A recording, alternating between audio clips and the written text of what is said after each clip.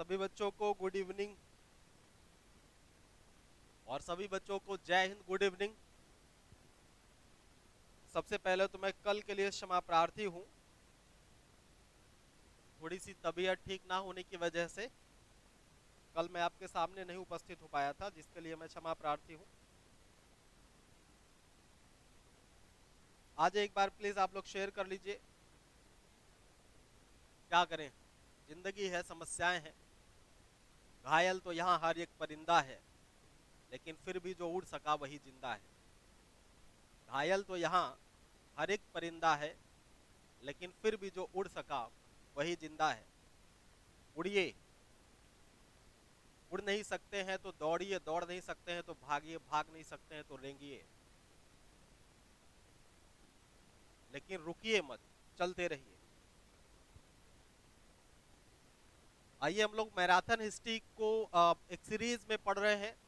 हालांकि नाम मैराथन है, लेकिन ठीक ठाक उसको हम लोग कर रहे हैं। अभी तक मुझसे जुड़ने वाले बच्चों में 6 बच्चे जुड़े। आनंद प्रताप सिंह, श्रीनेत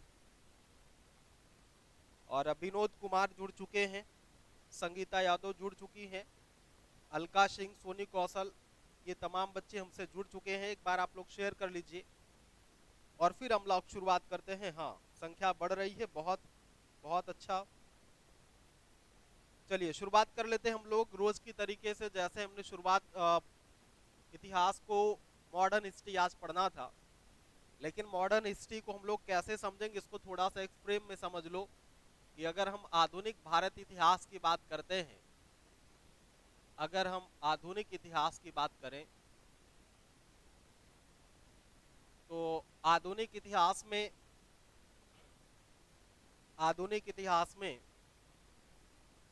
जैसे सबसे पहले तो हम यूरोपियों का आगमन देखते हैं।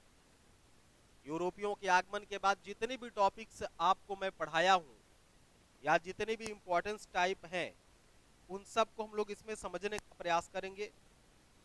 सोनू खुशी भी जुड़ चुके हैं। सोनू खुशी, हाँ ठीक है।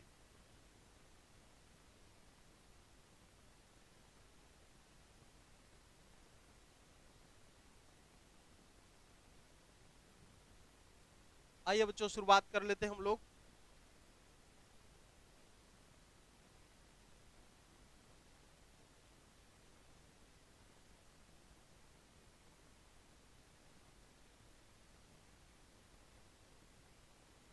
यहाँ पे पीछे हम लोग अब तक एंशिएंट और मेडुअल को हम लोग पढ़ चुके हैं।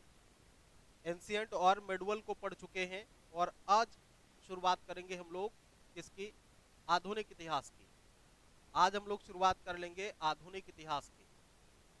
आज हम लोग शुरुआत कर लेंगे आधुनिक इतिहास की। देखिए, जो आधुनिक भारत का इतिहास है, इसकी शुरुआत तो यूरोपीय कंपनियों के आगमन से होती है। आपसे क्रम पूछा जाता है, यूरोपीय यूरोपीय कंपनियों के आगमन का क्रम आपसे पूछा जाता है कि भारत में आने वाली यूरोपीय कंपनियों का क्रम क्या है।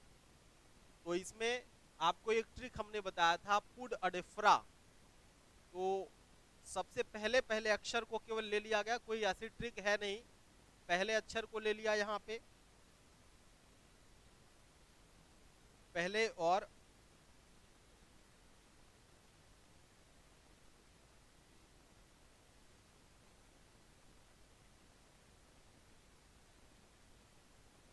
देखिए पहले पहले अक्षर को ले लिया गया है और एक ट्रिक बन करके तैयार हो जाएगी। तो ये सीरीज से हो जाएगा, कब कौन सी कंपनी आती है इस बात को आप ध्यान देंगे। जैसे पहले पहले अक्षर को अगर हम ले लें,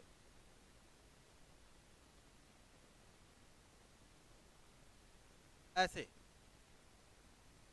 ऐसे अगर आप इसको पढ़ रहे हैं तो पुड अडेफ्रा बनेगा। और इसमें जैसे पुर्तगाली याद रख लेना है, डच, अंग्रेज, डेनिश और फ्रांसीसी, बस इतना ही सीरीज आपको याद रखना है। अगर इतनी बातें आप याद रख रहे हैं तो आप इसको कर पाएंगे। सबसे पहली बात, जैसे भारत में पुर्तगालियों, जो पश्चिमी देश हैं, पूर्वी और पश्चिमी को समझने के लिए क्या करेंगे, अगर भारत का मैप आप अगर दुनिया के, विश्व के मैप को अगर आप ध्यान में रख रहे हैं, तो जो स्पेन वाला एरिया है, जो पुर्तगाल का एरिया है, उन तमाम एरिया से भारत में भारत की स्थिति जो है वो पश्चिम में पड़ेगी, सॉरी पूरब में पड़ेगी, क्षमा चाहते, पूरब में पड़ेगी। यहाँ पे पश्चिमी एरिया है और यहाँ से जब भारत की तरफ ये आते थे तो ये पूरब पड़ता था, पूर्वी एरिया पड़ता था। और ये अफ्रीका वाले एरिया से ये घूम करके ऐसे भारत आने के लिए नए भौगोलिक मार्गों की जरूरत पड़ गई। शुरुआत में हमने आपको बताया था, यहाँ पे हालांकि नहीं, जो क्लास रेगुलर आप लोग किए हैं उसमें हमने आपको बताया था कि 1453 ईस्वी में कुस्तुनतुनिया पर तुर्कों का अधिकार हो जाता है। कुस्तुनतुनिया पर तुर्कों का अधिकार हो गया था और इसी अधिकार के तहत अब कुस्तुनतुनिया का मतलब इस्तांबुल है, कुस्तुनतुनिया का मतलब इस्तांबुल, इस्तांबुल तुर्कों का अधिकार हो गया। और जब कुस्तुनतुनिया पर तुर्कों का अधिकार हो गया तो पश्चिमी देश जो पूरब आते थे, जैसे अरब सागर, अरब की खाड़ी से आते थे या वदरलाल सागर से आ रहे हैं, तो तीन ही मार्गों का तो कुल प्रचलन था। पूरब और पश्चिम के बीच जुड़ने के लिए तीन मार्ग थे। एक तो स्थली मार्ग हुआ करता था, एक स्थली मार्ग हुआ करता था और दो समुद्री मार्ग हुआ करते थे, फारस की खाड़ी वाला मार्ग और लाल सागर वाला मार्ग। इन्हीं तीन मार्गों से तो पश्चिमी देश पूर्वी देशों की तरफ व्यापार करने आते थे। और आने की जरूरत क्यों पड़ गई? क्योंकि पश्चिम में इतना ज्यादा ठंडा प्रदेश है, पश्चिम में इतना ज्यादा ठंडा प्रदेश है कि उनके लिए, जैसे हमारे भारतीय एरिया में आप अगर देखें तो भोजन की सामग्री बड़ी पर्याप्त मात्रा में उपलब्ध है, भोजन पर्याप्त मात्रा में उपलब्ध है और उसको हम लोग संरक्षित भी कर लेते हैं।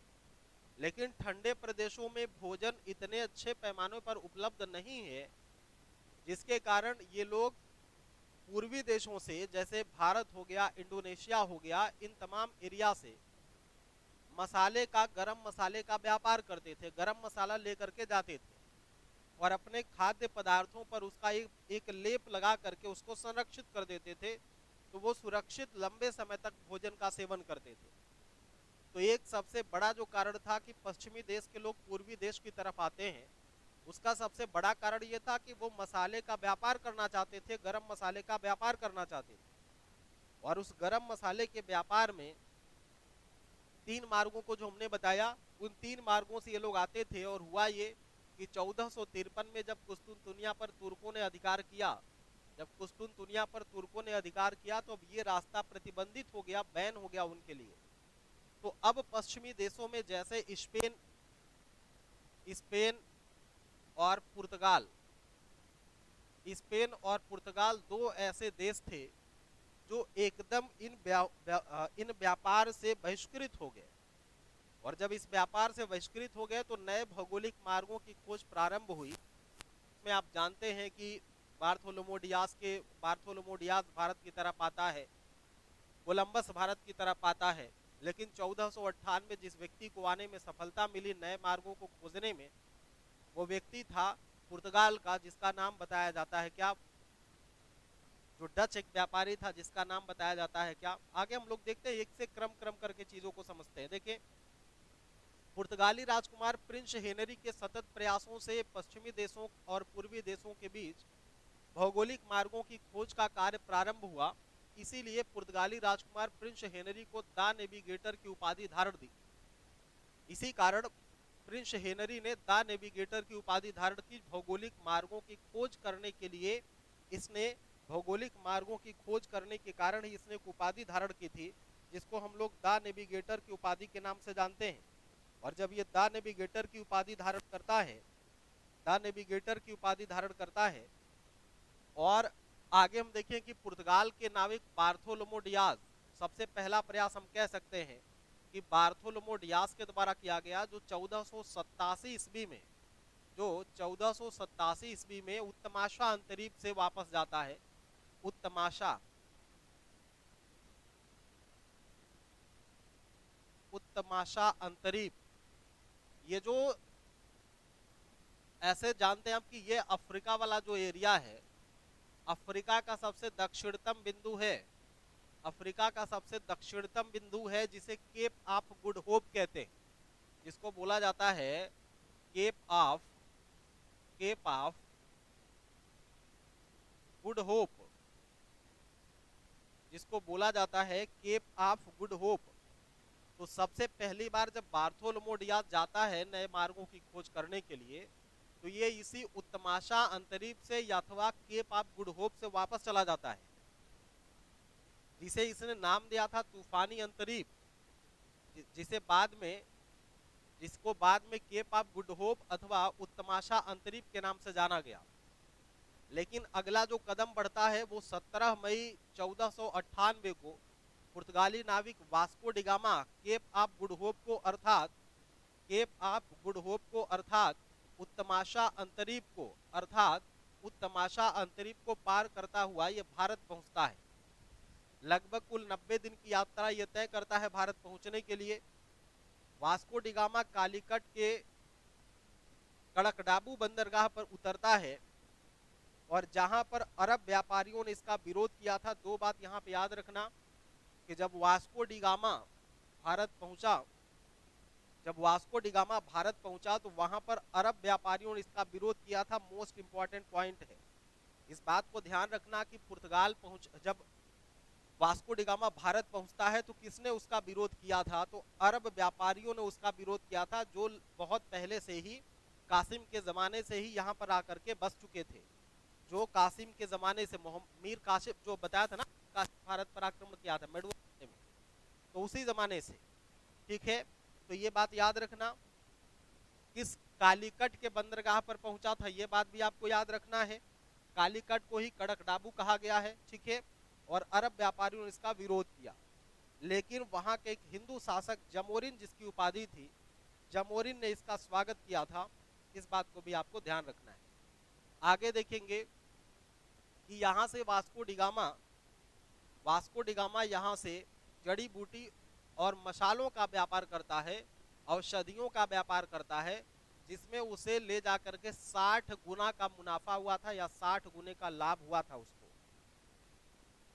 60 गुना का फायदा हुआ था।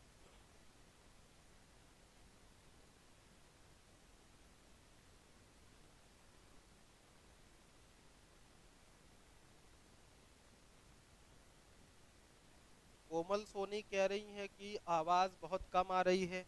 एक सेकेंड।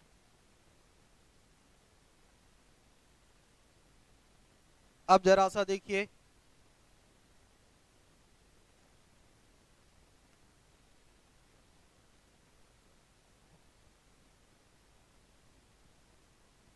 अब देखिए आवाज ठीक हो गई है। सर उन्हें कैसे पता कैसे चला कि गरम मसाले से खट्टी पदार्थ सुरक्षित रहती। अब ये तो भाई अजीब सवाल है, उनको कैसे पता चला कि गरम मसाले को लगाने से। अरे भाई ये बहुत प्राचीन काल से होता आ रहा है, ये बहुत प्राचीन काल से होता आ रहा है। और आपको पता होगा कि जो औद्योगिक क्रांति हुई है या जो नए नए इनोवेशन किए गए हैं, वो सब पश्चिमी देशों की देन है। जो विज्ञान का विकास हुआ वो पश्चिमी देशों में सबसे पहले हुआ। हालांकि भारत तो प्राचीन काल से विज्ञान के दृष्टिकोण से प्रखर रहा है, लेकिन फिर भी जिसे हम मानते वो पश्चिमी देशों से पहले शुरू हुआ था। यस सर, अब ठीक है। हाँ ठीक है, ओके। अलका भी आ चुकी हैं, कोमल सोनी, वंदना मौर्य भी जुड़ चुकी हैं, संजू बाबा भी जुड़ चुके हैं, विनोद कुमार, कोमल सोनी, और पीछे के बच्चे तुम्हारे पास थे ही, सबका नाम लेना अभी ठीक नहीं, आगे बढ़ते हैं। तो वास्को डिगामा व्यापार करके वापस जाता है तो उसमें 60 गुना का फायदा इसको होता है। कितने गुना का होता है? 60 गुने का फायदा होता है। तो इस बात को आपको याद रखना है कि कितने गुना का फायदा हुआ, तो 60 गुने का फायदा हुआ था। एक चीज और आप याद रखेंगे कि 1502 ईस्वी में वास्को डिगामा दूसरी बार भारत आया था, और 1503 ईस्वी में पुर्तगालियों ने कोचीन में अपनी पहली फैक्ट्री बनाई थी। पुर्तगालियों ने कोचीन में अपनी पहली फैक्ट्री बनाई थी, इस बात को समझेंगे आप। ठीक है, कोचीन में अपनी पहली फैक्ट्री बनाई थी। आगे बढ़े। अब एक देखो, जब वास्को डिगामा वापस जाता है तो अब वास्को डिगामा के वापस जाने के साथ अलाहाबादी ब्लेंडर का नाम रख देते हैं यार आप लोग।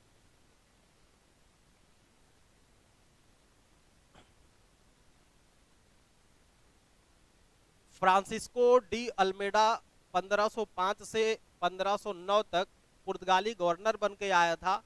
इसके बारे में एक बात आपको केवल याद रखना है कि डी अल्मीडा को भारत का पहला पुर्तगाली वायसराय कहा जाता है। डी अल्मीडा को भारत का पहला पुर्तगाली वायसराय कहा जाता है, इस बात को आप याद रखेंगे। अगला, इसने भारत में ब्लू वाटर पॉलिसी अथवा इसने शांत जल की नीति लागू किया था। इसने ब्लू वाटर पॉलिसी अथवा शांत जल की नीति को लागू किया था, इसको आप याद रखेंगे। ब्लू वाटर पॉलिसी अथवा शांत जल की नीति, दो बातें यहाँ पे हमने आपसे की हैं। पहली बात तो डी अल्मेडा के बारे में क्या है कि भारत में आने वाला पहला पुर्तगाली वायसराय था। एक बात नोटिस करेंगे, भारत आने वाला पहला पुर्तगाली वायसराय कौन था? डी अल्मेडा था। दूसरी बात क्या है कि डी अल्मेडा ने भारत में ब्लू वाटर पॉलिसी लागू किया था। भारत में ब्लू वाटर पॉलिसी को लागू करने वाला कौन सा पुर्तगाली वायसराय था? तो डी अल्मेडा था। इसके बाद भारत में अल्फांसो डी अल्बुकर्क आता है, और अल्फांसो डी अल्बुकर्क आता है जिसे भारत में पुर्तगाली सत्ता का वास्तविक संस्थापक मानते हैं। पुर्तगाली सत्ता का क्या मानते हैं भाई? वास्तविक संस्थापक मानते हैं।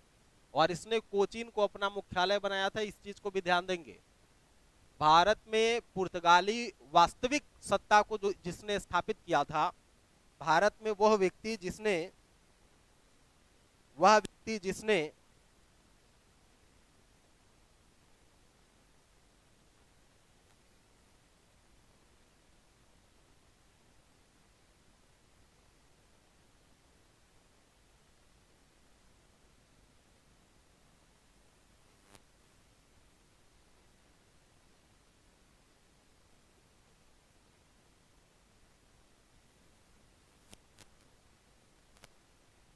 आगे बढ़िए। दूसरी चीज, एक चीज ध्यान देंगे आप, एक चीज आप ध्यान देंगे यहाँ पे कि डी अल्मीडा के बारे में एक बात याद रखना है कि भारत में वास्तविक, कह सकते हैं कि पुर्तगाली सत्ता का वास्तविक संस्थापक माना जाता है। और इसने आदिल शाही सुल्तान से बीजापुर को अपने अधिकार में ले लिया था।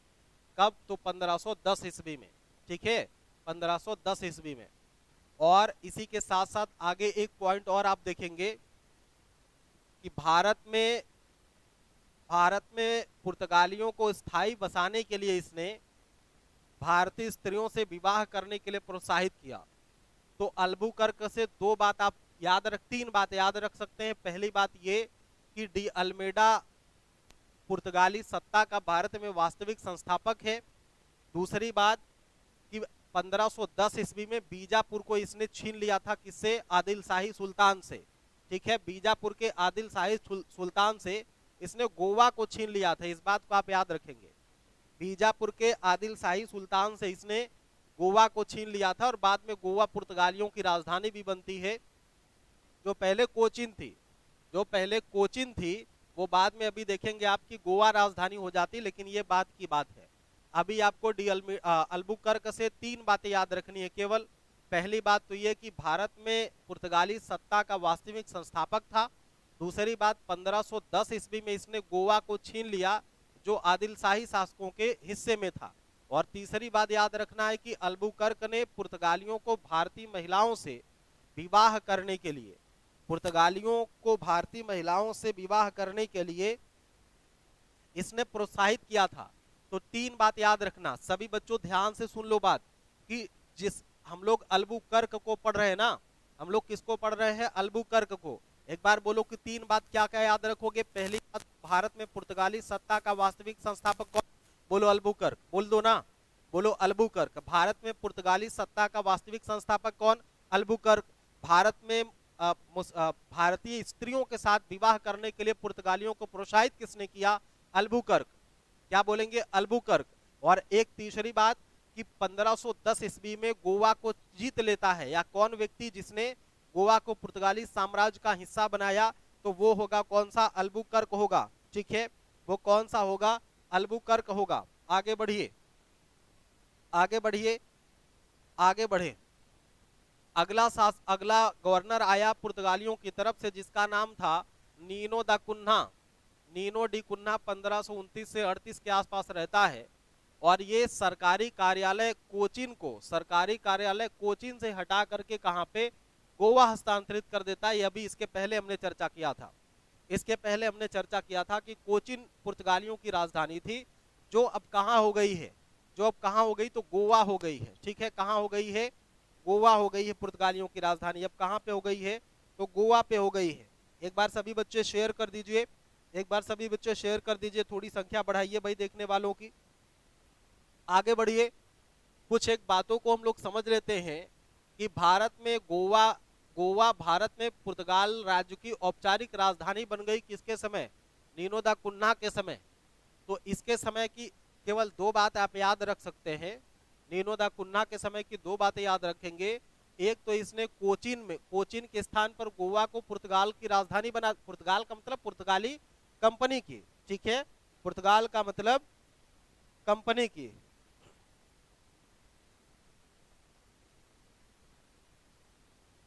आगे देखेंगे कुछ एक विशेष पॉइंट को अगर हम देखें, कुछ एक अगर और हम विशेष पॉइंट को अगर देखने का प्रयास करें, तो यहाँ पे पुर्तगालियों के संबंध में एक बात आपको याद रखनी है कि पुर्तगाली अपने आप को सागर का स्वामी कहने लगे। ठीक है, पुर्तगाली अपने आप को सागर का स्वामी कहने लगे, क्योंकि सागरी व्यापार पर इनका अधिकार या एकाधिकार बड़े पैमाने पर हो गया था।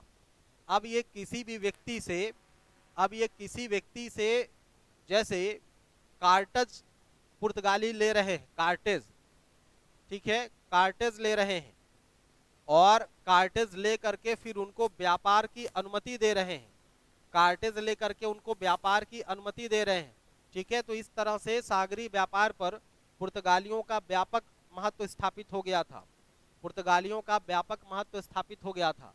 पुर्तगालियों के योगदान को लेकर के पूछा जाता है, जैसे भारत में तंबाकू की बात हो, तंबाकू, आलू, मक्का, ये सब भारत में पुर्तगालियों की ही देन है। मतलब भारत में तंबाकू की खेती किसने शुरू किया था, पुर्तगालियों ने। भारत में आलू कौन लाया, पुर्तगालियों ने। इसके अलावा भारत में पपीता, अनानास, पपीता, अनानास, संतरा संतरा और मूंगफली, ये सब सारी चीजें पुर्तगालियों के द्वारा भारत में इंट्रोड्यूस की जाती हैं। भारत में इन सब चीजों को लाने का श्रेय पुर्तगालियों को ही दिया जाता है। इस बात को आप लोग ध्यान देंगे, इस बात को आप लोग ध्यान देंगे। ठीक है, आगे हम लोग हाँ एक बात और देखेंगे कि भारत में पुर्तगालियों के द्वारा ही पहली बार छपाई मशीन, ठीक है, या छापा खाना, इसी को कहते हैं छापा खाना। भारत में छापा खाना स्थापित किया था किसके द्वारा, सबसे पहले पुर्तगालियों के द्वारा ही। भारत में छापा खाना सबसे पहले पुर्तगालियों के द्वारा ही शुरू किया गया था, पुर्तगालियों के द्वारा। ठीक हो गई। आगे अब देखते हैं, आगे हम लोग देखते हैं जिसका नाम है डच व्यापारी। तो पुर्तगालियों के संदर्भ में हमने देखा, अब आगे हम लोग देखेंगे डचों को। दो तीन चार बातें हैं प्रमुख प्रमुख बातों को जिसको याद रखना आवश्यक है, उन्हीं बातों पर हम लोग डिस्कस करेंगे। जिनको याद रखना आवश्यक है हम लोग उन्हीं बातों पर डिस्कस करेंगे। देखेंगे कि डच नीदरलैंड या हॉलैंड की नागरिकता डच कहलाती है। पहली बात तो ये है कि नीदरलैंड अथवा हॉलैंड की नागरिकता डच कहलाती है। ठीक है, United East India Company of Netherland इसकी कंपनी का नाम था, जिसकी स्थापना 1602 ईस्वी में हुई थी, जिसकी स्थापना 1602 ईस्वी में हुई थी। और इसमें शुरुआत में कुल 65 लाख का गिल्डर वहां की एक मुद्रा थी, 65 लाख गिल्डर इसमें लगाया गया था। 1605 ईस्वी में मसूलीपट्टनम में पहली डच फैक्ट्री की स्थापना होती है। 1605 ईस्वी में पहली डच फैक्ट्री की स्थापना हो गई थी और 1610 ईस्वी में चंद्रगिरी के राजा से समझौता करके यहाँ पर मद्रास, चंद्रगिरी के राजा से समझौता करके पुलिकट में एक अन्य फैक्ट्री को स्थापित किया गया था। और 1616 में डचों के द्वारा भीमलीपट्टनम में और उसके बाद चिंसुरा में, फिर कोचीन में तमाम फैक्ट्रियों को स्थापित किया गया था, तमाम फैक्ट्रियों को स्थापित किया गया था। आगे देखें,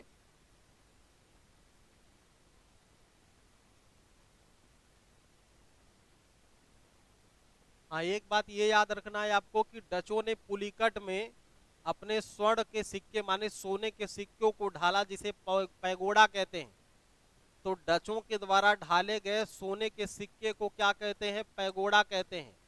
सोने के सिक्के को पैगोडा कहते हैं। इस बात को ध्यान देना, पूछा गया कि पैगोडा क्या है, तो डच सोने के सिक्के को पैगोडा कहते हैं।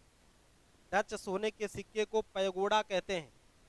अब देखिए भाई, आपका नाम ही ऐसा है कि उसे हम भरी सभा में नहीं ले सकते हैं।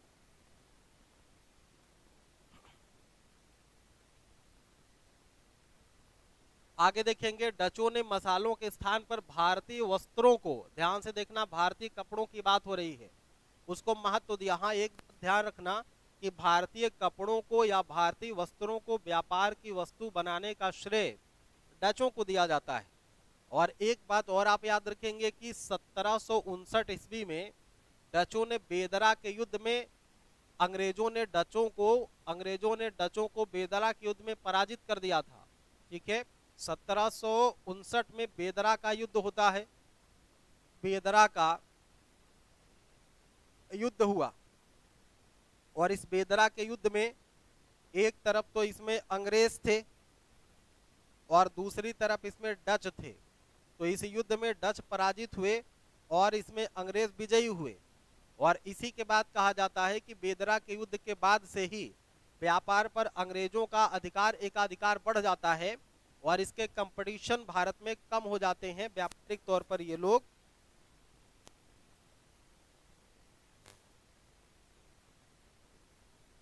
ठीक है, आगे बढ़ते हैं। अब बात आ गई अंग्रेजों की। तो इंग्लैंड की महारानी, देखो अंग्रेजों के बारे में हमें समझना क्या है, अंग्रेजों के बारे में हमको ये समझना है कि इंग्लैंड की महारानी एलिजाबेथ प्रथम ने घोषणा पत्र जारी किया था 31 दिसंबर सन 1600 में। 31 दिसंबर सन 1600 में एक घोषणा पत्र जारी किया गया जिसके हिसाब से governor and company of merchant of London trading into the East India अर्थात governor and company of merchant of London and trading into the East India company की स्थापना की गई। तो आपसे डेट पूछ ली जाती है, डेट इंपॉर्टेंट है, आपसे डेट पूछी जाती है, डेट इंपॉर्टेंट है कि ईस्ट इंडिया कंपनी की स्थापना कब होती है। तो ईस्ट इंडिया कंपनी की स्थापना होती है 31 दिसंबर को। तो शुरुआत में इसको 15 वर्षों के लिए व्यापार की अनुमति दी गई थी, लेकिन आगे 1609 के चार्टर के तहत जेम्स प्रथम ने इसको अनिश्चित काल के लिए बढ़ा दिया था और बाद में उसको 3 साल की पूर्व सूचना पर कभी भी उसको भंग किया जा सकता था। ठीक है, 3 वर्ष की पूर्व सूचना पर कभी भी भंग किया जा सकता था। आगे देखते हैं। इसके बाद एक चीज ये है कि विलियम हॉकिंस 1608 ईस्वी में जहांगीर के आगरा दरबार में उपस्थित हुआ था और इसी हॉकिंस को 400 का मनसब और इंग्लिश खां की उपाधि दी गई थी। 400 का मनसब और इंग्लिश खां की उपाधि दी गई थी। 400 का मनसब और इंग्लिश खां की उपाधि दी गई थी। इस बात को आप याद रखना।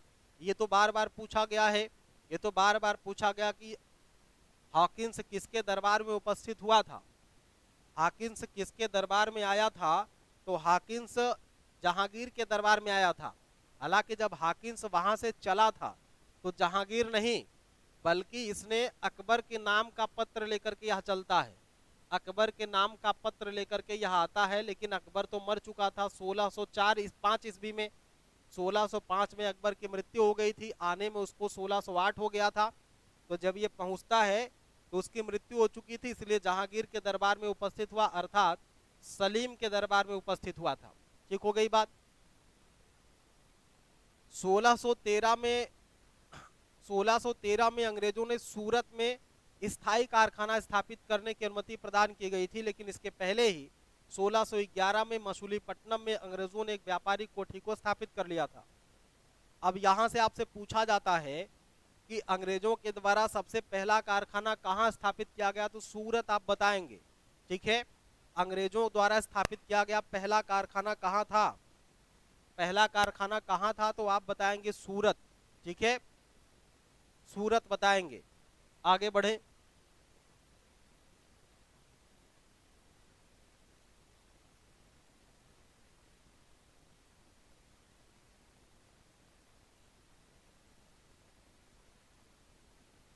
हाँ, एक बात यहाँ पे और याद रखेंगे कि 1668 में चार्ल्स द्वितीय ने बंबई का द्वीप 10 पाउंड वार्षिक के बदले किराया लेकर के ईस्ट इंडिया कंपनी को बेच दिया था, क्योंकि पुर्तगाली राजकुमारी थी कैथरीन ब्रेगेंजा। पुर्तगाली राजकुमारी थी कैथरीन ब्रेगेंजा, कैथरीन ब्रेगेंजा, और अंग्रेज राजकुमार थे चार्ल्स द्वितीय। चार्ल्स द्वितीय, इन दोनों में विवाह हुआ था, और इसी विवाह के फलस्वरूप चूंकि यहाँ पे जो मुंबई वाला या बंबई वाला प्रांत था ये तो पुर्तगालियों के पक्ष में था, लेकिन विवाह के तहत एक समझौता हुआ और दहेज के रूप में बंबई दे दिया गया। दहेज के रूप में बंबई दे दिया गया किसको? दहेज के रूप में बंबई दे दिया गया किसको? चार्ल्स द्वितीय को। चार्ल्स द्वितीय को दे दिया गया था, उसी की बात कर रहा है। इस बात को भी आप याद रखेंगे। बाद में 1833 में एक चार्टर जारी किया जाता है कंपनी के द्वारा, तो कंपनी का जो बहुत बड़ा नाम था उसे शॉर्ट करके ईस्ट इंडिया कंपनी रख दिया जाता है। नाम उसका ईस्ट इंडिया कंपनी रख दिया जाता है। ठीक है, अब इसी को हम लोग ईस्ट इंडिया कंपनी के नाम से जानेंगे। ईस्ट इंडिया कंपनी के नाम से जानेंगे। जो अब तक बहुत बड़ा नाम आप सुन रहे थे, उस नाम को 1833 के चार्टर के तहत बदल करके छोटा कर दिया गया। 1833 चार्टर के तहत नाम छोटा कर दिया गया। अंग्रेजों के बाद भारत आने वालों में एक नाम मिलता है फ्रांसीसियों का, और फ्रांसीसियों के समय फ्रांस के सम्राट लुई 14वें थे, जिसके समय उनके प्रसिद्ध मंत्री हुए जिसका नाम था कोलबर्ट, और कोलबर्ट के प्रयासों से 1664 में फ्रांसीसी ईस्ट इंडिया कंपनी की स्थापना की गई, जिसे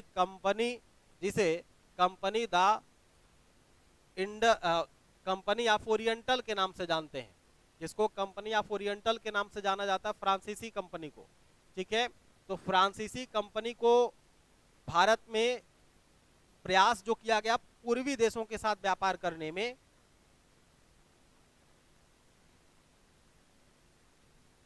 कोलबर्ट के प्रयास से किया गया है। भारत में या पूर्वी देशों के साथ जो फ्रांसीसियों को व्यापार देने की बात की गई थी, व्यापारी लाभ करने की बात की गई थी, वो कोलबर्ट के प्रयास से हुआ था, जो लुई 14वें का एक मंत्री था। लुई 14वें का एक मंत्री था। ठीक है, तो इनको पूर्वी देशों से व्यापार करने की अनुमति मिली थी, और बाद में ये फिर भारत में भी आते हैं।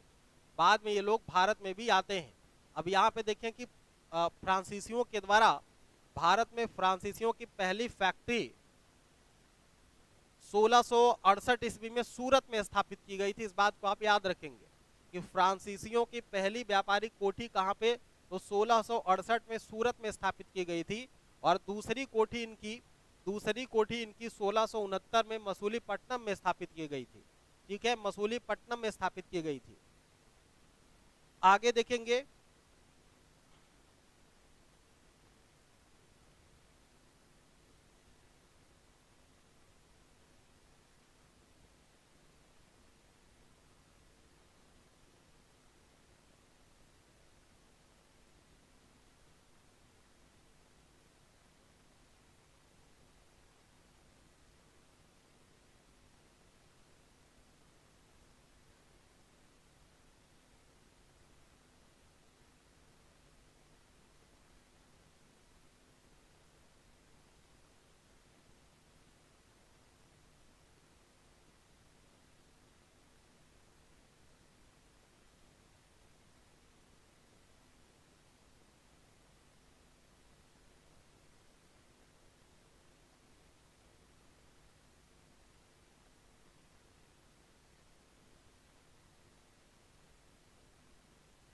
एक सेकंड बालको।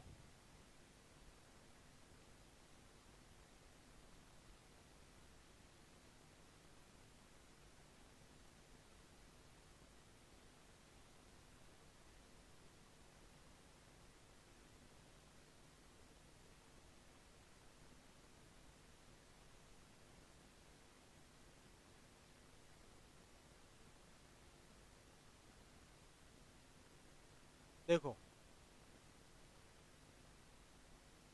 अब हम ये देखेंगे कि जब भारत में अंग्रेजों की सत्ता स्थापित हो जाती है, या ये कह सकते हैं कि जब अंग्रेज विभिन्न तरीके से भारत के तमाम क्षेत्रों में जब भारत में तमाम क्षेत्रों से ये अपने व्यापारिक साम्राज्य को स्थापित कर लेते हैं, अपने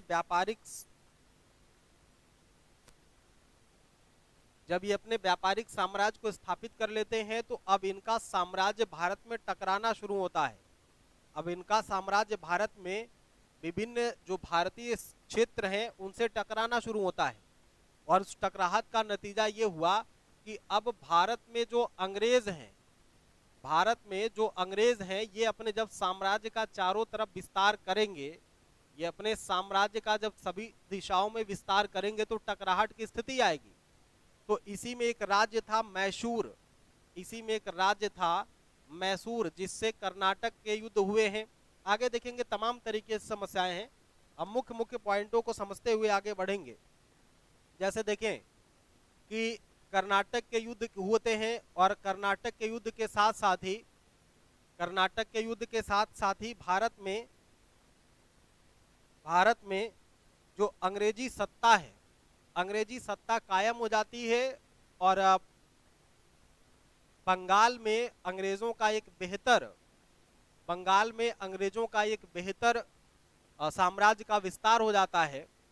तो बंगाल के कुछ एक नवाबों को अगर हम देखें, उनके समय के कुछ प्रमुख अगर बातों को हम लोग देखने का प्रयास करें, कुछ अगर प्रमुख बातों को हम लोग समझने का प्रयास करें, तो एक व्यक्ति है सिराजुद्दौला के बारे में एक दो बातें हम लोग समझ लेते हैं कि सिराजुद्दौला जो है ये 1756 से लेकर के 1757 के आसपास ये रहते हैं गद्दी पर, और इनके गद्दी पर बैठने के साथ ही साथ संघर्ष होता है। इनके साथ के जो लोग हैं, जैसे इनकी मौसी हैं,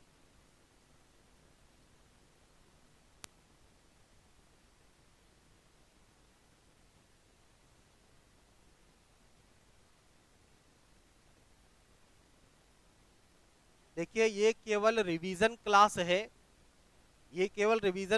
जैसे ये क्लासेस खत्म होंगी उसके बाद चैप्टर वाइज पूरा जीएस आपको पढ़ाया जाएगा, जिसमें एक हिस्ट्री भी होगा, हिस्ट्री का, पॉलिटी का, साइंस, ज्योग्राफी, सब का बदला लेगा तुम्हारा फैजल।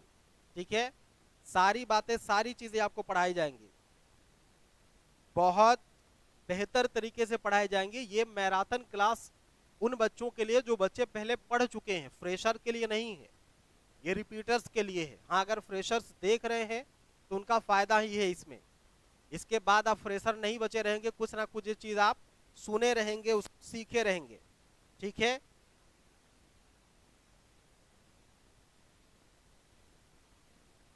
तो मैराथन में भी मैं बहुत डीप में ही लगभग चीजें ले जा रहा हूं, मैराथन को भी लगभग बहुत मैराथन टाइप का नहीं है। ठीक है,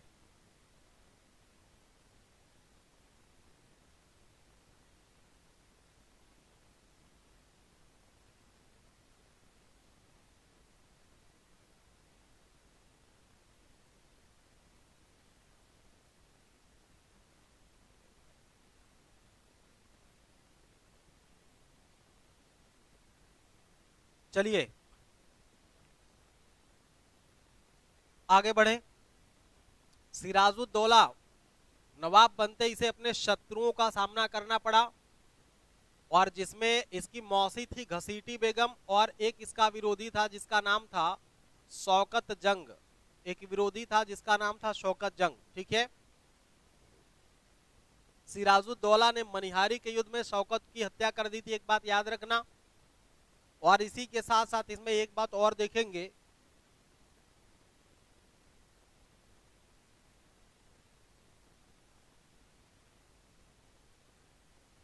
हाँ, अलीनगर की संधि पूछी जाती है, केवल डेट इसका याद रखना आप लोग कि अलीनगर की संधि 9 फरवरी 1757 को हुआ था। ये सिराजुद्दौला और रॉबर्ट क्लाइव के बीच हुई थी यह संधि, सिराजुद्दौला और रॉबर्ट क्लाइव के बीच यह संधि हुई थी। और एक घटना आपको याद रखना है बंगाल से जुड़ा हुआ, जिसे ब्लैक होल की घटना कहते हैं, जिसे आप लोग ब्लैक हॉल की घटना कहते हैं, या इसी को काल कोठरी की घटना बोली जाती है। इसी को काल कोठरी की घटना बोलते हैं। काल कोठरी की घटना, इसमें कहानी ये है, इसमें कहानी ये है कि जब इसमें कहानी ये है कि जब सिराजुद्दौला कलकत्ता पर अधिकार कर लेता है, सिराजुद्दौला कलकत्ता पर अधिकार कर लेता है, बाद में सिराजुद्दौला के जो अमीर, उसके जो अधिकारी हैं, जैसे दीवान दुर्लभ राय इत्यादि, ये लोग अंग्रेजों पर, सॉरी, कलकत्ता पर अंग्रेजों की सत्ता स्थापित करवा देते हैं। तो मजबूरन विवश होकर के इसको अलीनगर की संधि करनी पड़ती है। तो अलीनगर की दो संधियां हुई हैं। अलीनगर की एक पहली संधि हुई है, उसके बाद दूसरी संधि हुई जिसे पूरक संधि के नाम से जानते हैं। जो 20 जून की घटना एक बताई जाती है, कहा जाता है कि सिराजुद्दौला ने 146 अंग्रेज सेना को पकड़ करके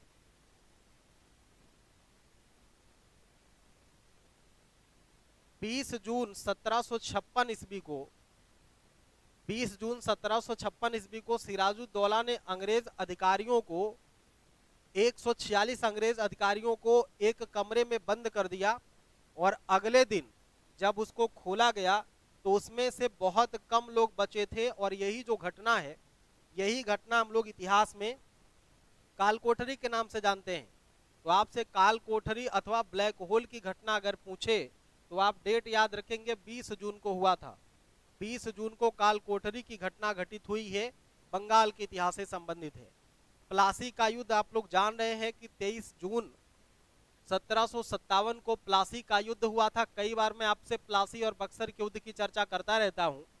तो प्लासी, कुछ बातें इसमें से देखते हैं कि 23 जून 1757 को प्लासी के युद्ध में अंग्रेजी सेना का कमान अंग्रेजी सेना सिराजुद्दौला की तरफ से सेना का नेतृत्व मीर जाफर कर रहे थे। मतलब एक तरफ मीर जाफर और दूसरी तरफ अंग्रेज की सेना थी। लेकिन सिराजुद्दौला, इसमें से सिराजुद्दौला की हार हुई थी, क्योंकि मीर जाफर, दीवान दुर्लभ राय और ये जगत सेठ इत्यादि लोग अंग्रेजों से मिल चुके थे और एक षड्यंत्र के तहत उसका धोखा उसके साथ किया गया। षड्यंत्र के साथ एक धोखा किया गया था जिसमें सिराजुद्दौला पराजित हुआ था। तो सिराजुद्दौला के पक्ष से मीर मदान और मोहन लाल, दो इसके सेनापति थे जो बहुत ही वीरता पूर्वक लड़ते हैं। दो इसके सेनापति जो बहुत ही वीरता पूर्वक लड़ते हैं। तो इस बात को भी आपको याद रखना है। बंगाल में नदिया जिला है और गंगा या भागीरथी नदी कह सकते हैं, वहीं पर प्लासी नामक गांव था, मैदान था, वहीं पर युद्ध लड़ा गया था। ठीक है, बंगाल के नदिया, पलास का पौधा आप जानते होंगे, पलास बहुत ज्यादा होता था इसीलिए पलासी नाम उसका पड़ गया। पलास बहुत होता था इसलिए नाम उसका पलासी पड़ गया।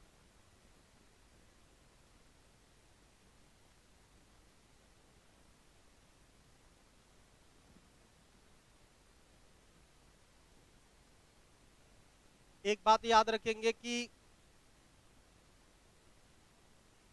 मीर कासिम ने मुंगेर में तोपों को निर्मित करने वाला या तोड़दार बंदूक बनाने के लिए कारखाना स्थापित किया था। अगर आपसे पूछे कि किस एक बंगाल के किस एक नवाब ने मुंगेर में तोप और तोड़दार बंदूक का मतलब है कि पहले जो बंदूकें बनती थी उस बंदूक में जो गोली लगती थी वो डायरेक्ट लगाई जाती थी, उसमें तोड़ने की व्यवस्था नहीं थी। लेकिन बाद में जब बंदूक निर्मित कराई गई उसकी मारक क्षमता बढ़ाने के लिए, तो तोड़दार बंदूक, यहां से नली ऐसे टूट जाती थी तब गोली लगाई जाती थी। इस तरह से तोड़दार बंदूक को मीर कासिम के द्वारा मुंगेर में स्थापित किया गया। मुंगेर बिहार में है। मुंगेर कहां पे है? बिहार में है। आगे बढ़े, बक्सर के युद्ध की चर्चा करें तो बक्सर का युद्ध 1764 में हुआ है। बक्सर का युद्ध 1764 में हुआ है। तो इसमें मीर कासिम और अवध के नवाब सिराजुद्दौला,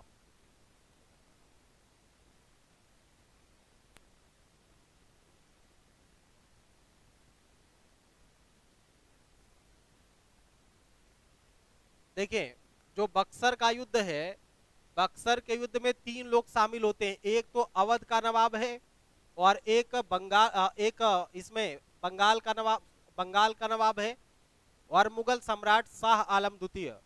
ये 3 लोग हैं इसमें, मतलब एक तरफ बंगाल है, दूसरी तरफ इसमें से अवध है, और तीसरी तरफ इसमें शाह आलम है जो मुगल बादशाह है।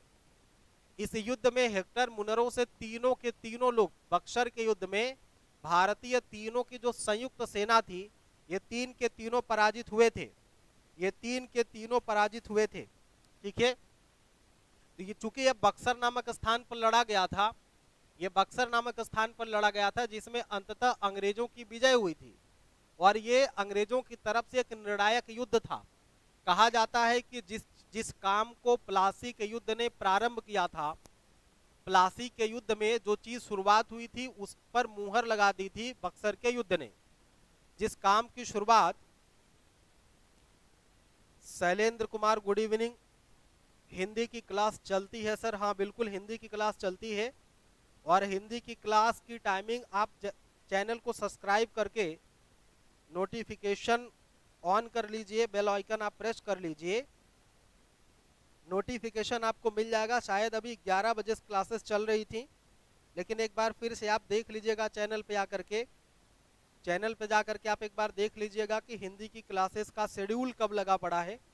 शेड्यूल क्लासेस की लग जाती है, कोई एक क्लास आप देख लीजिएगा, आपको डेली का शेड्यूल आपको पता चल जाएगा। ठीक है, बाकी जीएस मैथ तो आप देख रहे हैं कि मैथ 3 से 4 चल रहा है, 4 से 5 रीजनिंग चल रही है, और 5:15 से मैं चल रहा हूँ जीएस का मैराथन लेकर के। कुलदीप गौर गुड इवनिंग है, शैलेंद्र ये तो है सर, हाँ तो नोटिफिकेशन आपको जाएगा। सोनी कौशल कह रही सर बहुत बढ़िया पढ़ा रहे हैं, सारी टॉपिक क्लियर होती जा रही, थैंक यू। आप सभी बच्चों का थैंक यू है, आप सभी बच्चों का थैंक यू, सभी का वेलकम है। आगे बढ़ते हैं हम लोग, आगे बढ़ते हैं, आगे बढ़ते हैं। देखिए इलाहाबाद की संधि शाह आलम द्वितीय के साथ हुई थी और शुजाउद्दौला के साथ हुई थी, ठीक ना? अवध के नवाब शुजाउद्दौला, और एक चीज पहले देख लो, इलाहाबाद की संधि अवध के नवाब से कड़ा और इलाहाबाद लेकर के मुगल बादशाह के हाथों में सौंप दिया गया। इसी के साथ बंगाल, बिहार, उड़ीसा की दीवानी अंग्रेजों को सौंप दी गई, और 20 लाख रुपया वार्षिक पेंशन देकर के मुगल बादशाहों को वार्षिक पेंशन दिए जाने की घोषणा कर दी गई थी। और दूसरी बात आगे हम लोग देखेंगे, जो दूसरी वाली संधि हुई थी इलाहाबाद की दूसरी संधि हुई थी, वो शुजाउद्दौला से हुई थी। इनसे बनारस का क्षेत्र और गाजीपुर, ये दोनों लेकर के ये क्षेत्र अंग्रेजों के संरक्षण में बलवंत सिंह को दे दिया गया था, और चुनार का दुर्ग और सिलाहट का एरिया, यहाँ पर अंग्रेजों ने कारखानों में आधा हिस्सा ले लिया था। ठीक है, बस इतनी बातें, मोटी मोटी बातें हम लोग याद रखेंगे, बहुत ज्यादा अगर मैं पढ़ा दूंगा यहाँ पे तो वन लाइनर चीजें हैं आपसे स्किप हो जाएंगी, वन लाइनर चीजें हैं आपसे स्किप हो जाएंगी, इसलिए मैं उन्हीं प्रमुख पहलुओं पर आपसे डिस्कस कर रहा हूँ, उन्हीं प्रमुख पहलुओं पर आपसे डिस्कस कर रहा हूँ जिसकी जरूरत आपको खूब तगड़े तरीके से है, जिसकी जरूरत आपको खूब अच्छे तरीके से है। बस उसी की हम लोग चर्चा केवल करते जा रहे हैं, उसी की हम लोग चर्चा केवल करते जा रहे हैं।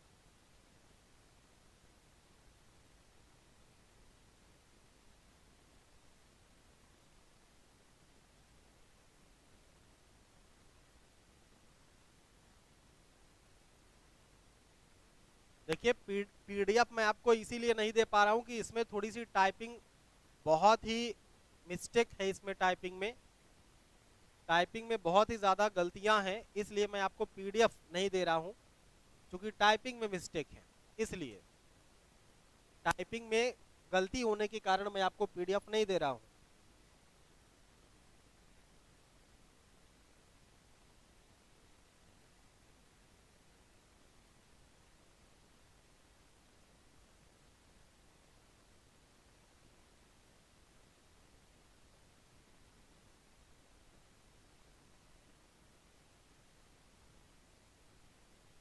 हाँ शाब्दिक त्रुटियां हैं, बाकी कुछ एक जगह ऐसा नहीं कि सारी चीजें गलत है,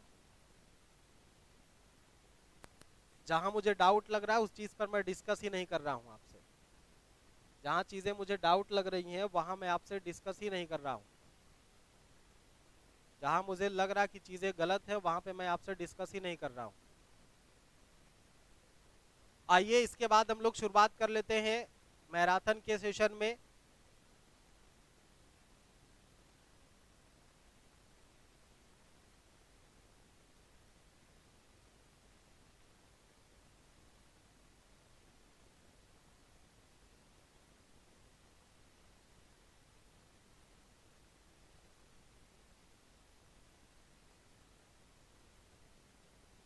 अब तक जो हम लोगों ने पढ़ा है उसके बाद एक अलग टॉपिक आएगी जिसे आप 1857 का विद्रोह कहते हैं, जिसे आप 1857 का विद्रोह कहते हैं। ठीक है, यहाँ पे देखिए 1857 का विद्रोह, इसकी शुरुआत करते हैं। ये 1857 का विद्रोह क्या कैसे होता है, ये देख करके आप परेशान ना होइएगा, ये देख करके आप परेशान ना होइएगा। हम लोग बात करेंगे 1857 के विद्रोह की। तो 1857 के विद्रोह को पढ़ने के लिए थोड़ा सा आप अगर समझेंगे, हालांकि 1857 के विद्रोह पर एक बहुत गजब का वीडियो इसी चैनल पर उपलब्ध है। 1857 से जुड़ा हुआ इसमें 2 वीडियो आपको मिल जाएगा। लगभग 2.5 घंटे की क्लास लिया हूं मैं, लगभग 2.5 घंटे की क्लास लिया हूं मैं 1857 के विद्रोह से जुड़ा हुआ। 1857 के विद्रोह से जुड़ा हुआ लगभग 2.5 घंटे की क्लास लिया हूं मैं।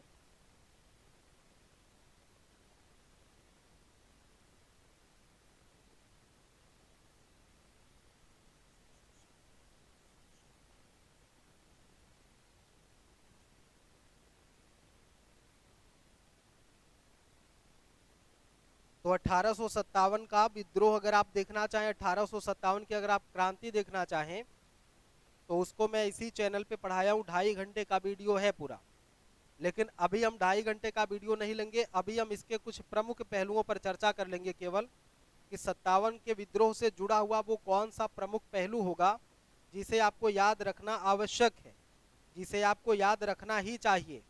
1857 से जुड़ा हुआ कोई ऐसा महत्वपूर्ण पहलू जिसको आपको याद रखना ही चाहिए, जिसको आपको याद रखना ही चाहिए, उस पर हम केवल चर्चा करेंगे। ठीक है, केवल 1857 के विद्रोह पे हम वहां पे चर्चा करेंगे जिसकी जानकारी आपको अवश्य होनी चाहिए।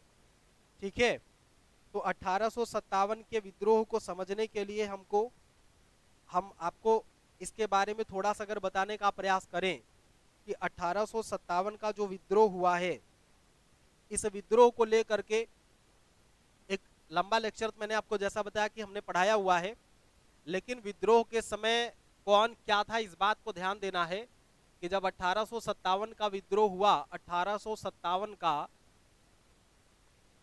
विद्रोह, तो 1857 के विद्रोह के समय कौन पे कौन क्या है। तो भारत में एक शायर हुआ करते थे उस समय, भारत में एक शायर थे जिनका नाम था मिर्जा गालिब। बताएं आप लोग, मिर्जा गालिब नाम सुना है कभी? मिर्जा गालिब का नाम आप सभी ने कभी सुना है? तो भारत में एक शायर जिंदा थे जिनका नाम था मिर्जा गालिब। भारत में एक शायर जिंदा थे जिनका नाम था मिर्जा गालिब। भारत में एक शायर जिंदा थे जिनका नाम था मिर्जा गालिब। भारत में एक शायर जिंदा थे जिनका नाम था मिर्जा गालिब। और मिर्जा गालिब को लेकर के प्रश्न पूछा गया है एक बार मिर्जा गालिब को लेकर के प्रश्न पूछा गया है।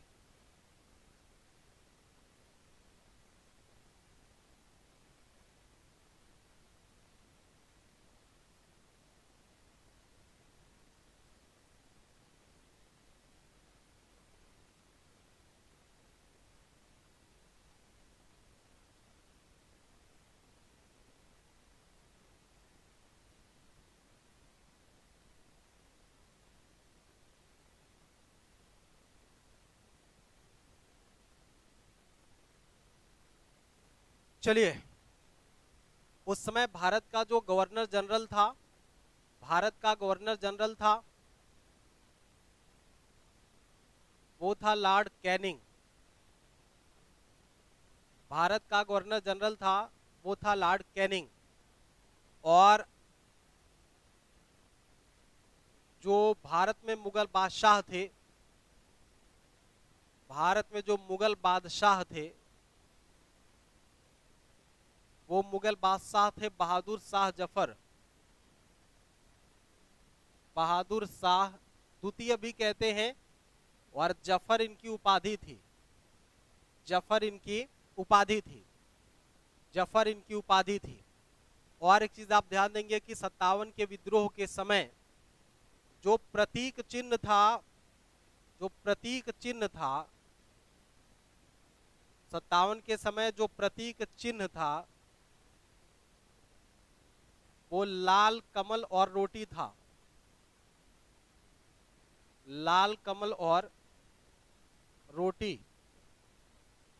लाल कमल और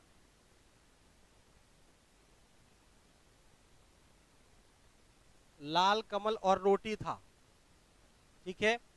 अच्छा, इसका जो प्रसार है 57 के विद्रोह का जो प्रसार है, 57 के विद्रोह का जो प्रसार है, ये बड़े पैमाने पर भारत के विभिन्न क्षेत्रों में हो नहीं पाया था।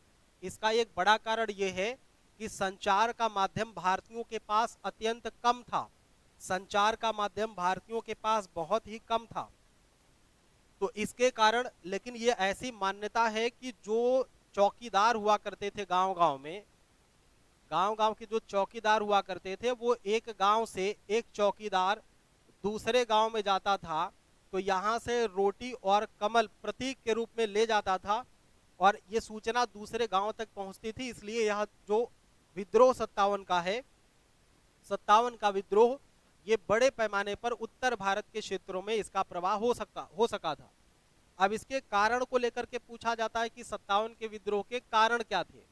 तो कारण तो इसके बहुत थे, लेकिन जो इसका जैसे धार्मिक कारण था, सामाजिक कारण था, राजनीतिक कारण था, इसका जो सबसे जबरदस्त कारण था वो कारण था तात्कालिक कारण। तात्कालिक कारण। अब तात्कालिक कारण क्या हो सकता है? तात्कालिक कारण इसका था चर्बी युक्त कारतूस। तात्कालिक कारण इसका क्या था? चर्बी युक्त कारतूस। चर्बी युक्त कारतूस।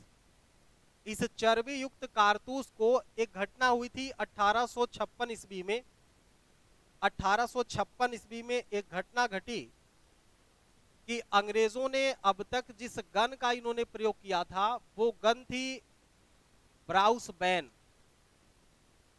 अंग्रेजों के द्वारा जो गन यूज किया जा रहा था वो ब्राउस बैन गन थी।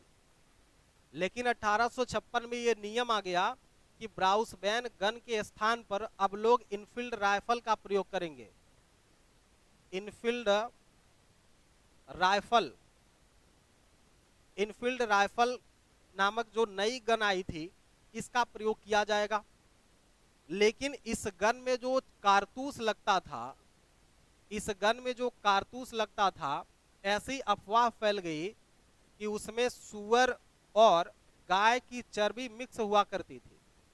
सुअर और गाय की दोनों की चर्बी मिक्स रहा करती थी। इस कारण जब कभी इसमें, अच्छा, जब गाय और सुअर दोनों की चर्बी मिक्स होगी तो इसमें हिंदू और मुसलमान दोनों का धर्म भ्रष्ट होगा, दोनों का धर्म इसमें बेकार होगा, दोनों अपने धर्म से गद्दारी करेंगे, ऐसी मान्यता थी। तो बड़े पैमाने पर इसका विद्रोह होना शुरू हो गया। 1857 के विद्रोह का एक जो सबसे बड़ा कारण आप मान सकते हैं, वो सबसे बड़ा कारण यही है, वो सबसे बड़ा कारण यही है। और इसी को लेकर के 26 जनवरी 1857 में जो सबसे पहली घटना, कुछ घटनाएं आपको मैं बता दूं, आपको कुछ एक घटनाएं याद रखनी है, आपको 2-3 घटनाएं याद रखनी की 57 के विद्रोह को लेकर के। तो सबसे पहली घटना इसकी होती है 26 जनवरी 1857 को। पहली घटना इसकी होती है 26 जनवरी 1857 को, और ये घटना होती है बहराम से। ये घटना होती है बहराम से। ठीक है। और दूसरी इसकी घटना आपको याद रखनी है, जो होती है फरवरी में। ठीक है, जो होती है फरवरी में। लेकिन जो सबसे जबरदस्त है, अच्छा एक चीज देखेंगे कि एक तो 23 जनवरी की, इसके पहले की घटना 23 जनवरी की है, एक 23 जनवरी की है और एक 26 फरवरी की है।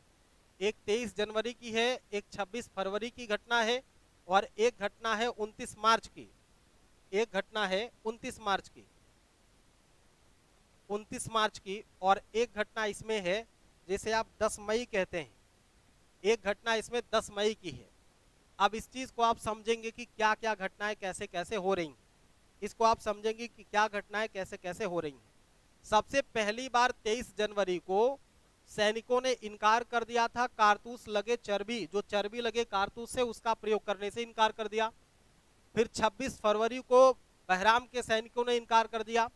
लेकिन सबसे जबरदस्त घटना हुई थी 29 मार्च को। 29 मार्च 1856 ईस्वी को हुआ ये कि मंगल पांडे के द्वारा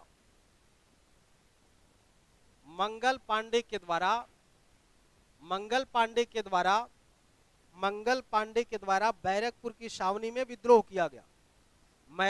मंगल पांडे के द्वारा बैरकपुर की छावनी में विद्रोह किया गया। बैरकपुर में 34वीं रेजिमेंट के सिपाही थे मंगल पांडे, और मंगल पांडे ने विद्रोह किया। और मंगल पांडे ने विद्रोह करके अपने अधिकारियों की हत्या कर दी। मंगल पांडे ने विद्रोह करके अपने अधिकारियों की इन्होंने हत्या कर दी, और जैसे इन्होंने अपने अधिकारियों की हत्या की, इनको गिरफ्तार कर लिया गया और 8 अप्रैल को इनको फांसी पर चढ़ा दिया गया था। 10 मई को घटना होती है मेरठ से। 10 मई को घटना घटी कहां पे? मेरठ से, जो सशस्त्र विद्रोह का पहला एग्जाम्पल है। सशस्त्र विद्रोह का पहला एग्जाम्पल है, जो सशस्त्र विद्रोह का पहला एग्जाम्पल है, जो सशस्त्र विद्रोह का पहला एग्जाम्पल है। और जब यहाँ पे, अर्थात जब मेरठ में सैनिकों ने विद्रोह किया,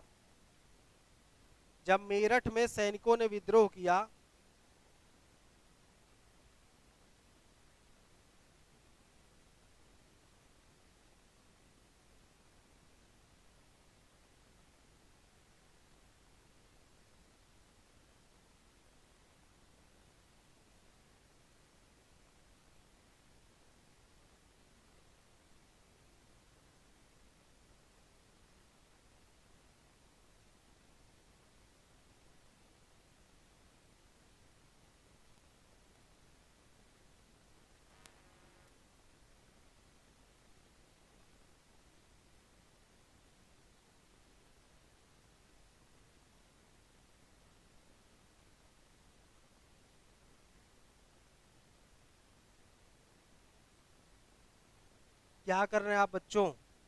देखो, कुछ ऐसे होते हैं विद्यार्थी जिनको इस बात का बड़ा प्राउड होता, बड़ा घमंड होता है ना, कि वो उनको सब कुछ आ रहा है।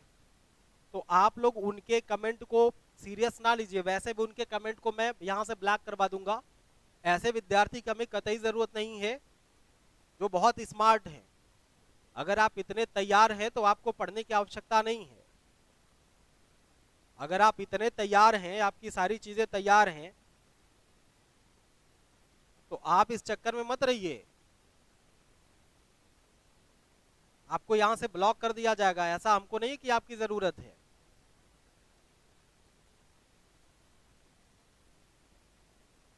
शिवम बाबू, आप अपने काम पर ध्यान दीजिए, ठीक है? बेवजह आप लोग बहस मत करिए। जितनी चीजें बताई जा रही, फोकस यहाँ पे करिए, फोकस यहाँ पे करिए।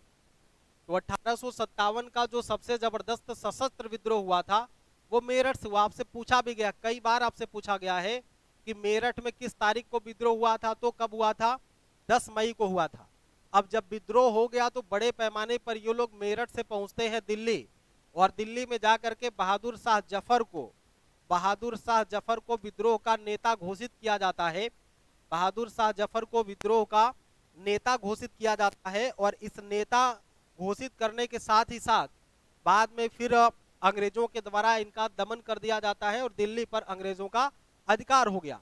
लेकिन फिर भी अब 1857 के विद्रोह का प्रसार कहां कहां होता है, इस चीज को आप समझेंगे। जैसे हम देखें अगर, तो इलाहाबाद में लियाकत अली, इलाहाबाद में लियाकत अली, और फैजाबाद से नेतृत्व किसने किया था? अहमद उल्ला। अहमद उल्लाह ने नेतृत्व किया था फैजाबाद से, और कानपुर से विद्रोह का नेतृत्व किसने किया था? तो कानपुर से नेतृत्व किया था, कानपुर या बिठूर कह सकते हैं, कानपुर के विठूर से किसने नेतृत्व किया था? तो यहाँ दो लोग हैं, एक का नाम है नाना साहब और दूसरे व्यक्ति का नाम है तात्या टोपे। ठीक है, दो लोगों ने नेतृत्व किया था कानपुर से। और झांसी से किसने किया था? झांसी से किसने किया था नेतृत्व?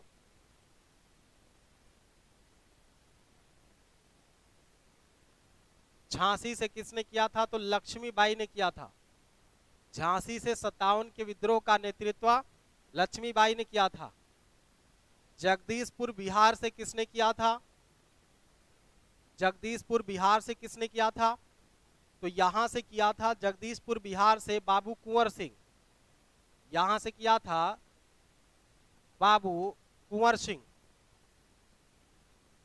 बाबू कुंवर सिंह के द्वारा यहां से नेतृत्व किया गया था, बाबू कुंवर सिंह के द्वारा नेतृत्व किया गया था। और आगे एक कानपुर, हाँ, लखनऊ से बेगम हजरत महल, लखनऊ से बेगम हजरत महल, इन्हीं को महक परी के नाम से जानते हैं।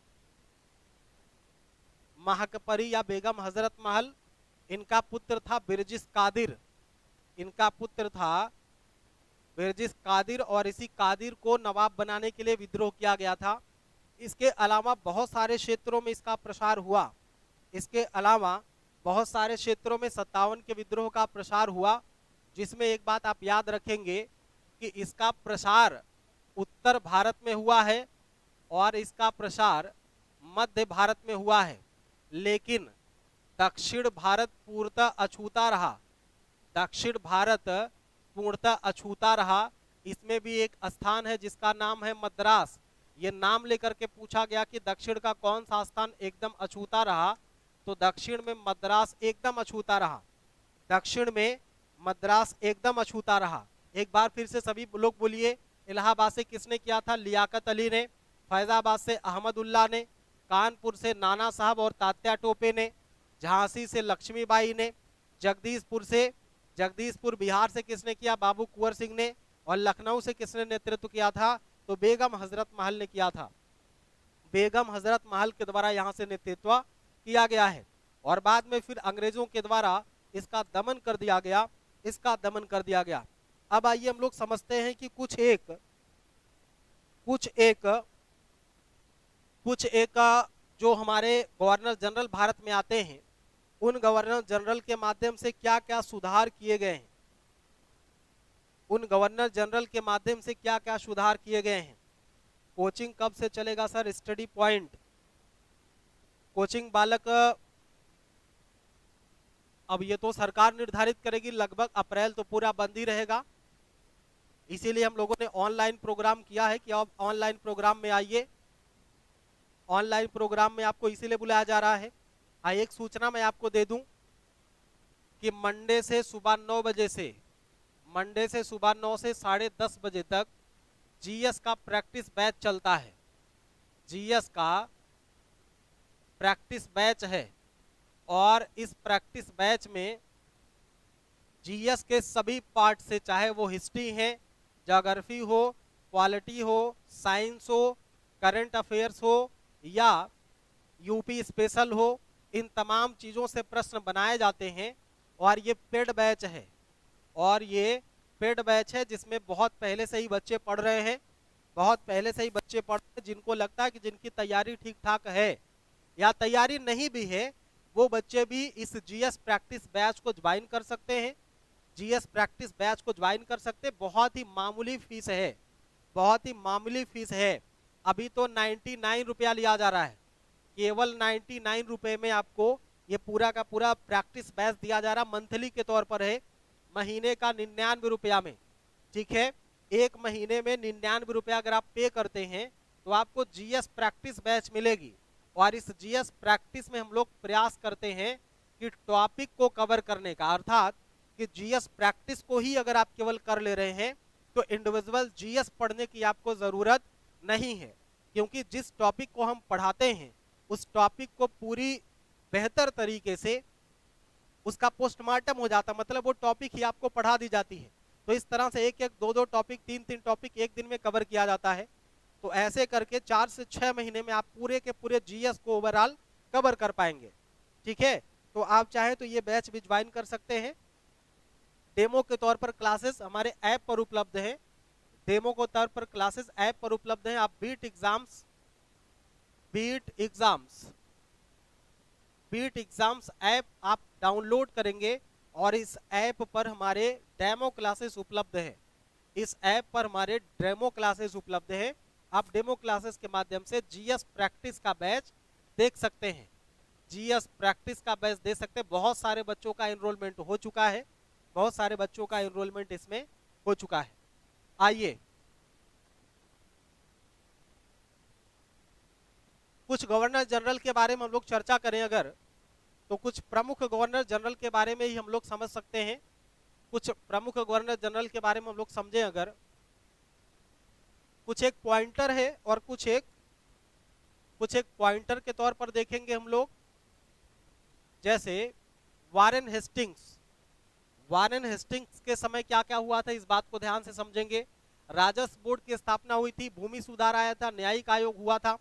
ठीक है, किन किन बातों को पढ़ना है इस चीज को आपको इसमें समझ लेना है। तो वारेन हेस्टिंग्स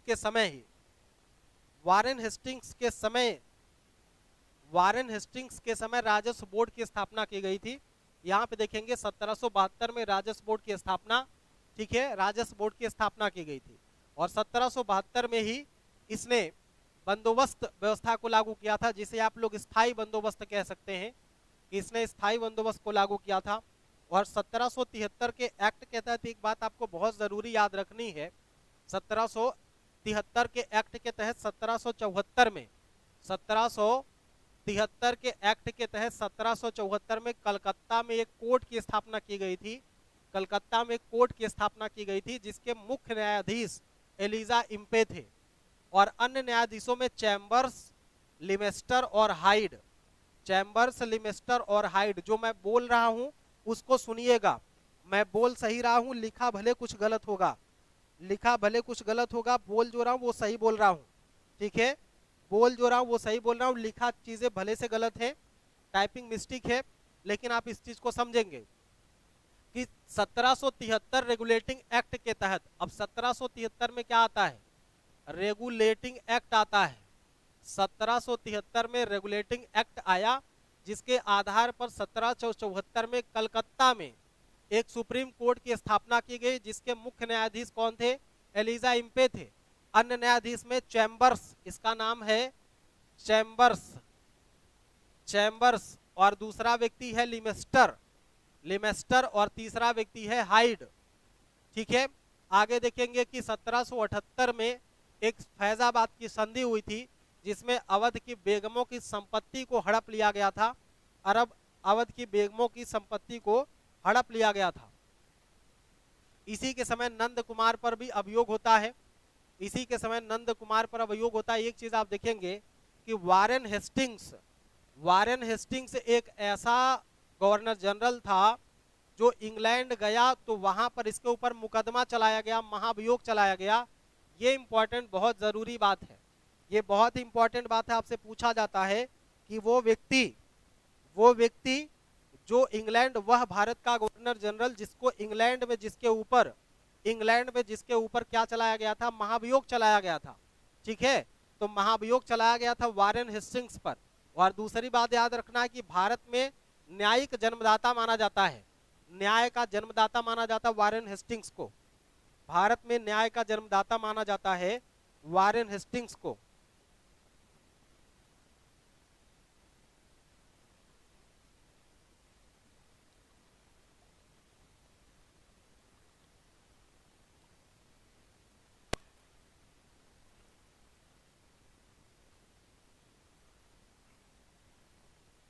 आगे देखेंगे, वारेन हेस्टिंग्स को भारत में न्याय का जन्मदाता माना जाता है।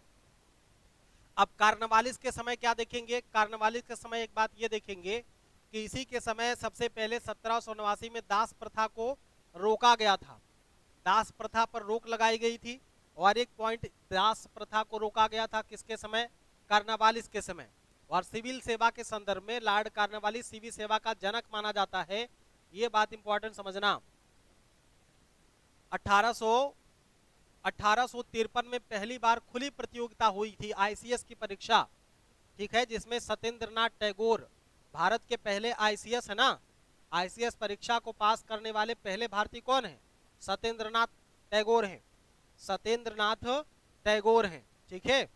आगे देखेंगे, हाँ एक चीज है कि कार्नवालिस के समय ही पुलिस सेवा की शुरुआत होती है, तो भारत में पुलिस सेवा का जनक कार्नवालिस को माना जाता है, भारत में पुलिस सेवा का जनक कार्नवालिस को माना जाता है, पुलिस सेवा का जनक कार्नवालिस को माना जाता है। 1793 ईस्वी में कार्नवालिस ने स्थायी बंदोबस्त लागू किया था, कार्नवालिस ने 1793 में स्थायी बंदोबस्त को लागू किया था, और इसका जो कार्नवालिस का समाधि स्थल है वो गाजीपुर में है, ये बात इंपॉर्टेंट है, भारत के गाजीपुर में इसका मकबरा बना हुआ है या इसकी समाधि बनी हुई है, समाधि इसकी बनी हुई है गाजीपुर में।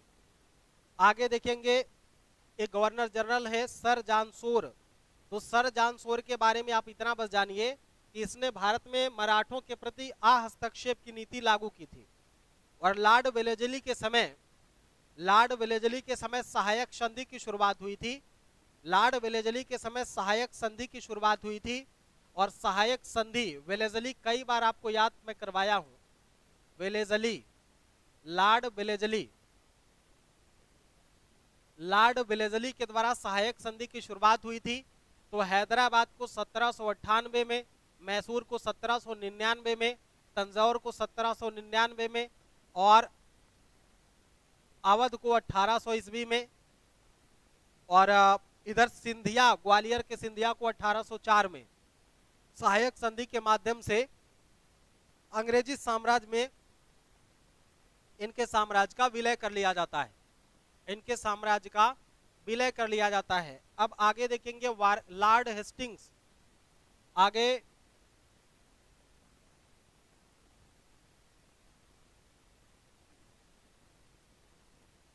हाँ, हेस्टिंग्स के समय पिंडारियों का दमन हुआ था, जिस पर एक मूवी आई है अक्षय कुमार, सॉरी सलमान खान की, पिंडारियों के दमन पर एक मूवी आई सलमान खान की, फिल्म का नाम था वीर, आप चाहे तो देख सकते हैं, सलमान खान की एक मूवी थी जो पिंडारियों के दमन से संबंधित है, पिंडारियों का नेता था सलमान खान, और उसी पर यह फिल्म फिल्माया गया है, ठीक है, फिल्म उसी पर फिल्माया गया है।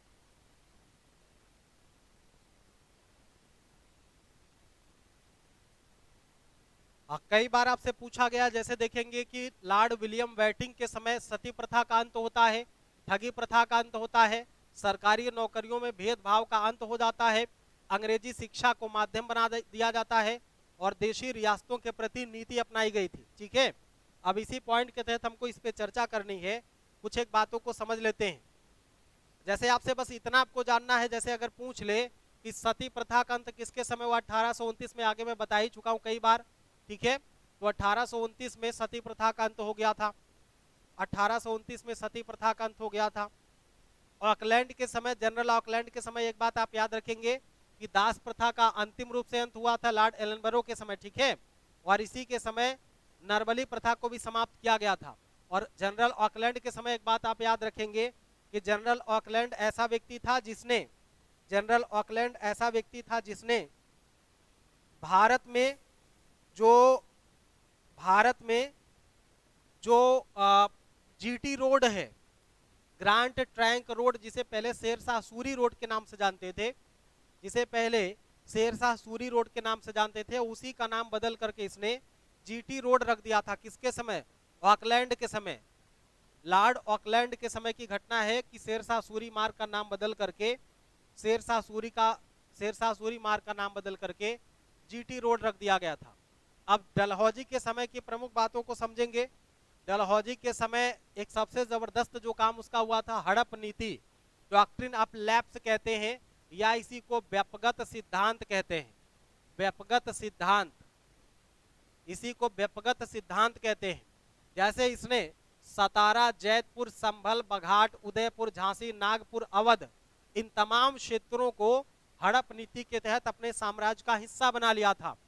तो सतारा को 1848 में, जैतपुर को 1849 में, संभल को 1849 में, बघाट को 1850 में, उदयपुर राजस्थान को 1852 में, झांसी को 1853-54 में, नागपुर को 1854 में, अवध को 1856 में इसने अंग्रेजी साम्राज्य का हिस्सा बनाया था। इसमें बताया था कि अवध के बारे में बार बार पूछा गया है, कुशासन का आरोप लगाया था। कुशासन का आरोप लगा करके, कुशासन का आरोप लगा करके अवध को अपने साम्राज्य का हिस्सा बनाता है।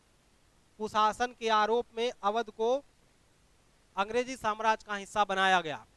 ठीक है, आगे बढ़े। डलहौजी के समय ही कलकत्ता से आगरा तक विद्युत तार बिछाई गई। कलकत्ता से आगरा तक विद्युत तार बिछाई गई डलहौजी के समय ही। आगे बढ़ते हैं लॉर्ड कैनिंग के समय। लॉर्ड कैनिंग के समय कुछ बातें देख लीजिए। जैसे 1857 का विद्रोह लॉर्ड कैनिंग के समय हुआ था, ठीक है, और 1857 में ही कलकत्ता, बंबई, मद्रास में एक एक विश्वविद्यालय की स्थापना की गई थी, जो लंदन के विश्वविद्यालय के तर्ज पर था। लंदन विश्वविद्यालय के तर्ज पर था। और लॉर्ड कैनिंग के समय ही 1856 ईस्वी में विधवा पुनर्विवाह अधिनियम लाया गया, जिसमें नियम 15 के तहत विधवा विवाह को वैध घोषित कर दिया गया। ठीक है, जिसमें प्रमुख भूमिका निभाई थी ईश्वर चंद्र विद्यासागर ने। ईश्वर चंद्र विद्यासागर के द्वारा इसमें बहुत जबरदस्त भूमिका निभाई गई थी, ईश्वर चंद्र विद्यासागर के द्वारा। ठीक है, आगे बढ़े। लॉर्ड मेयो के समय देखते हैं क्या होता है। भारत में जो पहली बार जनगणना शुरुआत हुई थी 1872 में, जनगणना का प्रारंभ होता है किसके समय? लॉर्ड मेयो के समय। जनगणना का प्रारंभ हुआ लॉर्ड मेयो के समय, और इसी के समय 1872 में कृषि विभाग की स्थापना की गई। इसी के समय 1872 में कृषि विभाग की स्थापना हुई थी, और 1872 में पंजाब में कूका विद्रोह हुआ था। ठीक है, और लॉर्ड मेयो कॉलेज की स्थापना अजमेर में की गई थी। इसकी हत्या अंडमान की राजधानी पोर्ट ब्लेयर में डाकुओं के द्वारा की गई थी। यह बात इंपॉर्टेंट है। यह बात कई बार पूछी गई कि भारत के अंडमान निकोबार द्वीप समूह पर किस व्यक्ति का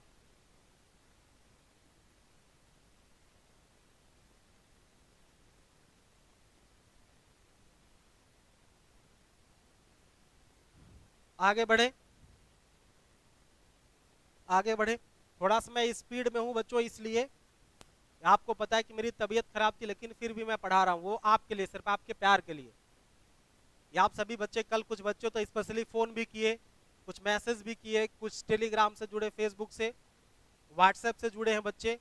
बहुत सारे बच्चे फोन किए, मैसेज किए कि सर क्लास लीजिए, तो इसलिए मैं क्लास कंटिन्यू कर रहा हूँ। थोड़ा सा स्पीड इसलिए है, और आपके प्रश्न को मैं इसलिए नहीं पढ़ पा रहा हूँ कि मैं जल्दी से आज समाप्त कर देना चाह रहा हूँ इसको। ठीक है, आगे बढ़िए। चीजें रिवाइज हो जाती है। देखिए, मैं हमेशा जुड़ा रहूंगा, यहाँ पे क्लासेस कंटिन्यू आपको मिलती रहेंगी। एकदम बेफिक्र होकर के आप जुड़िए चैनल से, बेफिक्र होकर के चैनल को अपने मित्रों तक पहुंचाइए, दूर दूर तक पहुंचाइए। ये बार बार चीजें आपको देखने को मिलेंगी। मेरा दावा है कि जब तक मैं इस चैनल पर हूं, जब तक क्या मतलब, मैं तो हूं ही पूरा, मैं पूरा का पूरा चैनल पे हूं, और आपके जीएस के जितने भी प्रश्न हैं, जीएस का जितना आपका टॉपिक है, करंट अफेयर्स का, सब को सब मैं कवर करवाऊंगा। बस थोड़ा सा समय चाहिए, 2-4 दिन में चीजें बहुत पंक्चुअल हो जाएंगी। 2-4 दिन में चीजें बहुत ही पंक्चुअल हो जाएंगी, और पूरी ईमानदारी से हम लोग काम करना शुरू करेंगे। आगे आए नॉर्थ क्रूक के समय, लॉर्ड लिटन के समय। एक चीज देखेंगे कि इसी के समय अकाल आयोग आया था, रिचर्ड स्टैची। ये अकाल आयोग है, ये अकाल आयोग है जो लॉर्ड लिटन के समय आया था। ठीक है, और इसी के समय दिल्ली दरबार और वर्नाक्यूलर प्रेस एक्ट आया था। ठीक है, वर्नाक्यूलर प्रेस एक्ट, जिसने भारतीय प्रेस की स्वतंत्रता पर आघात कर दिया था।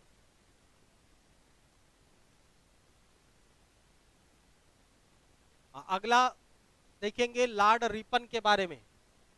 लॉर्ड रिपन के बारे में अब देखो एक बात है कि अभी तक हमने पढ़ा था लॉर्ड मेयो को, ठीक है, हमने देखा था लॉर्ड मेयो को कब 1872 में। 1872 में पहली बार जनगणना होती है, लेकिन जनगणना जो प्रत्येक 10 वर्ष पर होना शुरू हुई, तो प्रत्येक 10 वर्ष पर कंटिन्यू हो गई थी लॉर्ड रिपन के जमाने से। इस बात को आप ध्यान देंगे, लॉर्ड रिपन के जमाने से, लॉर्ड रिपन के जमाने से ये चीजें कंटिन्यू हो गई थी। तो पूछा जाता है कि जनगणना का प्रारंभ किसके समय हुआ और वो कंटिन्यू किसके समय हुआ।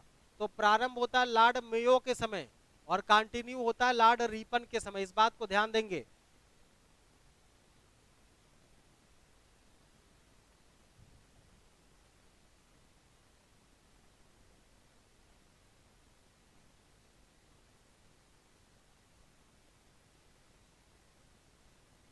लॉर्ड कर्जन को देख लीजिए। लॉर्ड कर्जन को लेकर के, लॉर्ड कर्जन के जमाने में जैसे 1899 1900 में भारत में एक अकाल पड़ा था और इसने अकाल आयोग का एक गठन किया था।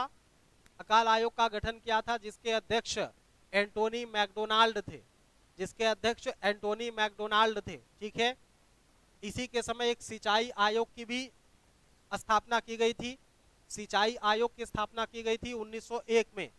1902 में पुलिस विभाग की स्थापना की गई थी। जो बच्चे सिपाही दरोगा की तैयारी कर रहे हैं उनके लिए बात है, ठीक है। पुलिस विभाग के लिए फ्रेजर आयोग की स्थापना किया गया था। इसके समय का जो सबसे जबरदस्त पॉइंट ये है कि लॉर्ड कर्जन के समय बंगाल का विभाजन हुआ था 1905 ईस्वी में। लॉर्ड कर्जन के समय 1857 का विद्रोह, सॉरी 1905 का बंगाल का विभाजन हुआ था। लॉर्ड कर्जन के समय 1905 का बंगाल का विभाजन हुआ था। लॉर्ड मिंटो के समय देखेंगे। लॉर्ड मिंटो जिस समय भारत में थे उसी के समय 1906 में मुस्लिम लीग का गठन किया गया। 1906 में कांग्रेस का कलकत्ता अधिवेशन हुआ। 1907 में कांग्रेस नरम और दरम दल में बट गई थी। कहां पे? सूरत अधिवेशन में। गरम और नरम दल में बटी थी। नरम दल और गरम दल में पूछा जाता है कि कांग्रेस का विभाजन किस अधिवेशन में हुआ था, तो सूरत अधिवेशन में हुआ था। सूरत अधिवेशन में हुआ था। फिर पूछेगा कि कब हुआ था, तो 1907 में हुआ है। आगे देखेंगे कि मुस्लिम लीग का गठन ढाका में हुआ था, जिसके पहले अध्यक्ष सलीमुल्लाह खान थे, ठीक है, सलीमुल्लाह खान थे।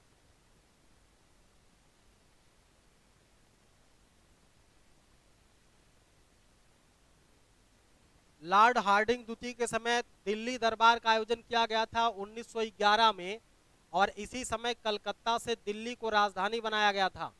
कलकत्ता से दिल्ली बनाया, पहले राजधानी भारत की कलकत्ता थी, बाद में उसको दिल्ली ले आया गया। किसके समय? लॉर्ड हार्डिंग के समय, ठीक है। तो 1912 ईस्वी में दिल्ली को राजधानी बनाया गया, चीज को याद रखना है। और इसी समय 1913 में रविन्द्रनाथ टैगोर को गीतांजलि पुस्तक के लिए नोबेल का पुरस्कार दिया गया था। गीतांजलि के लिए नोबेल पुरस्कार दिया गया था टैगोर साहब को।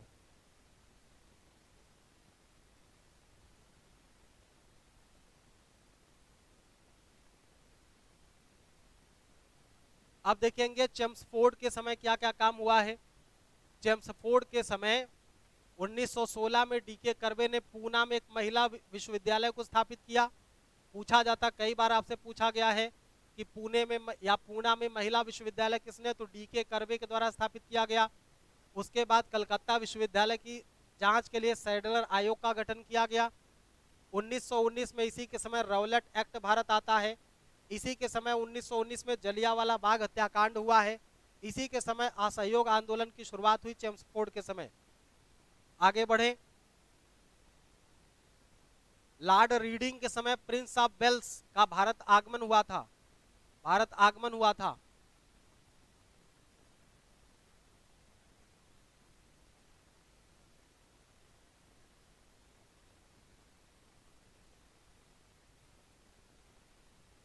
आगे देखेंगे इरविन के समय क्या क्या हुआ है।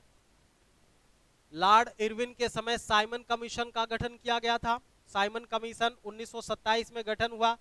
28 में भारत आता है इरविन कमीशन, ठीक है, जिसका भारत में बड़े पैमाने पर विरोध किया जाता है, भारत में बड़े पैमाने पर विरोध किया जाता है। 1931 में गांधी और इरविन का समझौता हुआ था, ये बात इंपॉर्टेंट है। 1931 में गांधी और इरविन का समझौता हुआ था, जिसे भारत में गांधी इरविन समझौता के नाम से जानते हैं। अगला है लॉर्ड लिनलिथगो, और इसके समय 36-37 में भारत में प्रांतीय चुनाव हुआ था, इस चीज को याद रखना, भारत में प्रांतीय चुनाव हुआ था, इस बात को याद रखिएगा, ठीक है। 38 में सुभाष चंद्र बोस राष्ट्रीय कांग्रेस के अधिवेशन हरिपुरा अधिवेशन की अध्यक्षता की थी, हरिपुरा अधिवेशन की अध्यक्षता की थी। और 1939 में कांग्रेस का त्रिपुरा अधिवेशन हुआ था, जिसके अध्यक्ष सुभाष चंद्र बोस थे।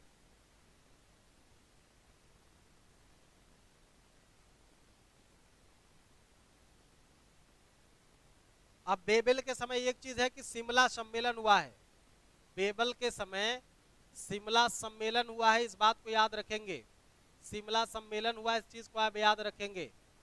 1945 में शिमला सम्मेलन हुआ, इस चीज को आप याद रखेंगे, शिमला सम्मेलन हुआ है।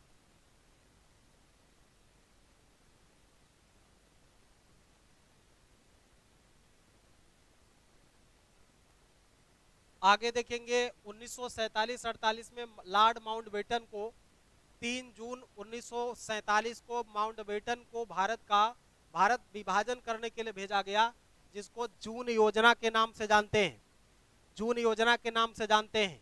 2 जुलाई 1947 को ब्रिटिश प्रधानमंत्री इटली द्वारा संसद में भारतीय स्वतंत्रता अधिनियम प्रस्तुत किया गया।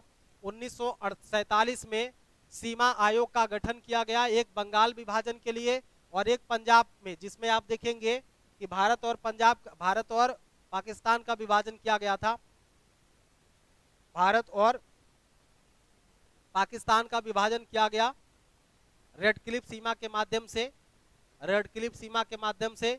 तो 14 अगस्त 1947 को पाकिस्तान और 15 अगस्त 1947 को भारत आजाद हुआ। इस तरह से 2 स्वायत्त राज्यों का उदय हो गया 1947 में, और भारत देश आजाद हो गया। 1947 में 2 स्वतंत्र राज्यों का उद्भव हुआ और भारत आजाद हो गया था।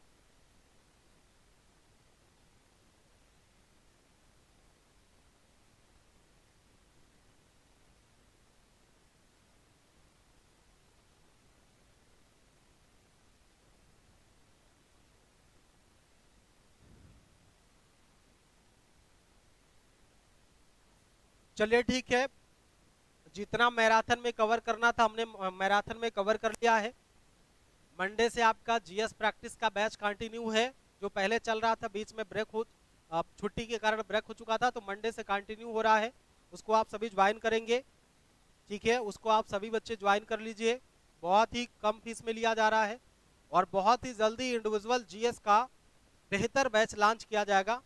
तब तक आप लोग अपना खूब ख्याल रखिए, मस्त रहिए, मिलेंगे हम लोग बहुत जल्दी ही। कल मंडे से तो स्पेशल क्लास तो संडे को भी रहेगी, क्लासेस हमारी कंटिन्यूअस चल रही हैं, तो आप हमारे चैनल के साथ बने रहिए, ठीक है, मस्त रहिए, एकदम खुश रहिए। सभी को जय हिंद, सभी बच्चों को जय हिंद है। मिलते हैं फिर से हम लोग, ठीक है, मिलते हैं हम लोग फिर से। एक बार आप लोग रिवाइज कर लीजिएगा, बहुत प्रमुख चीजों को ही हमने इसमें कवर किया है, बहुत ही प्रमुख चीजों को कवर किया, बाकी इंडिविजुअल हिस्ट्री और जीएस की क्लासेस चलती रहेंगी आपकी। ओके, थैंक यू सभी बच्चों को, गुड नाइट, सभी बच्चों को गुड नाइट, जय हिंद।